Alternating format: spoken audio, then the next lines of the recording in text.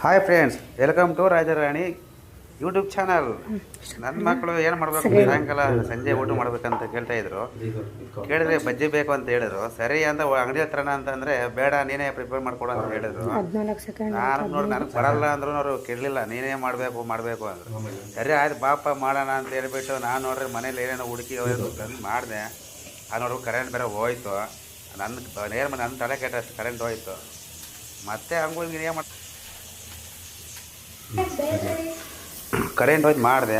ಆದರೂ ಮತ್ತೆ ಕರೆಂಟ್ ಬಂತು, ಏನು ಮಾಡೋದು ಮತ್ತೆ ಈ ಥರ ಮಾಡಿದೆ. ಅದು ನೋಡ್ರೆ ಹಾಳಾಗಿ ಹೋಗಿದ್ದೆ. ನನಗಂತೂ ನೋಡಿದ್ರೆ ನನಗೆ ಅಯ್ಯೋ ಏನೋ ಹಿಂಗೆ ಬಂದಿದೆ ಅಂದ್ಕೊಂಡಿದ್ದೀನಿ.